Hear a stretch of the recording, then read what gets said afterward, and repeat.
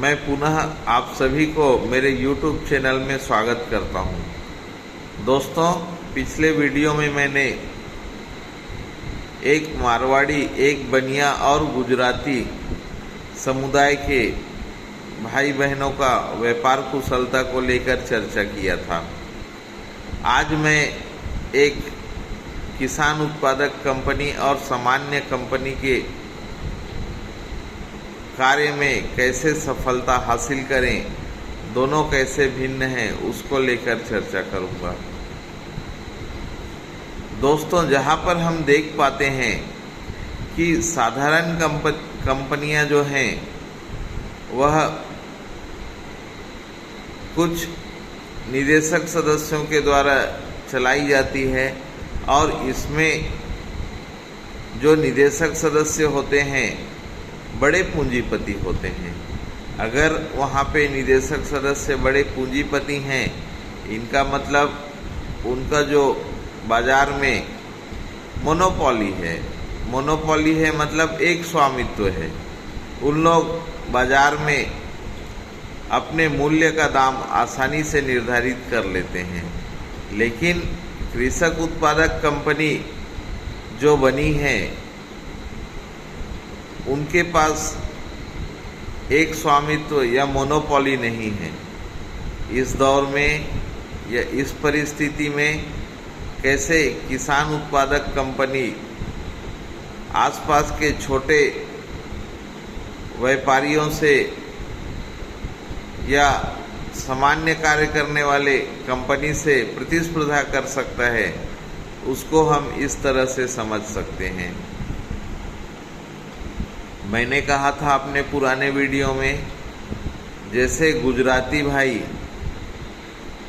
ज़्यादा से ज़्यादा सस्ते दर पर सामान या कच्चे माल प्राप्त करके अपनी लागत घटा लेते हैं और जब उसको बाज़ार में विक्रय करते हैं तो विक्रय के दाम कम दर पर रखते हैं। इससे उनका जो ऑर्डर रहता है वह कई गुना का रहता है। लेकिन किसान उत्पादक कंपनी में ज़्यादातर सदस्य जो रहते हैं वे तो पूरे कृषक ही रहते हैं।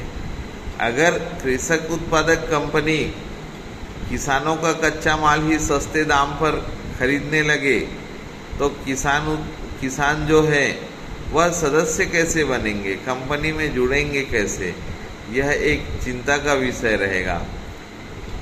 इस तोड़ के लिए एक ही फार्मूला काम कर सकता है, वह है ज़्यादा से ज़्यादा किसान कंपनी में जुड़े और एक मत रहें कि जो भी उनका माल, उनका उत्पादन रहेगा वो कृषक उत्पादक कंपनी के द्वारा ही विक्रय किया जाए। इससे उन लोगों को भी अपने क्षेत्र में, अपने व्यापार के क्षेत्र में जो एक स्वामित्व या मोनोपोली चल रहा है किसी व्यापार संगठन का, उसको तोड़ने में बल मिलेगा। और जब आप लोग उस क्षेत्र में कोई भी व्यापारिक प्रतिष्ठान उनके मोनोपोली नहीं तोड़ पाओगे या एक स्वामित्व नहीं तोड़ पाएंगे, तब तक कृषक उत्पादक कंपनी सफल नहीं हो सकेगा। और कृषक उत्पादक कंपनी को अपने सभी सदस्यों को संजो कर रखना है तो उनका विश्वास भी जीतना होगा। विश्वास तभी जीता जा सकेगा जब सभी अंशधारकों को कंपनी से प्राप्त होने वाला लाभ सभी को, अंशधारकों को बराबर बांटा जाएगा। अगर कृषक उत्पादक कंपनी प्रत्येक वर्ष 8 से 10 लाख का शुद्ध लाभ नहीं कमा सकेगा तो सदस्यों को लाभ नहीं बांट सकता है। इसीलिए अगर कृषक उत्पादक कंपनी को सफल होना है तो न सिर्फ सदस्यों को अपने कृषक उत्पादक कंपनी से ही कृषि आदान खरीदना होगा, अपितु बाजार में एक स्वामित्व या मोनोपोली तोड़ना है तो अपने उत्पाद को संग्रहण करके थोक में विक्रय करना होगा। इस प्रकार से कृषक उत्पादक कंपनी बाजार में प्रतिस्पर्धा के लिए तैयार रहेगा और व्यापार में जो लाभ होगा उसको न्यायपूर्ण ढंग से सभी अंशधारकों को वितरित किया जाएगा। तभी उसमें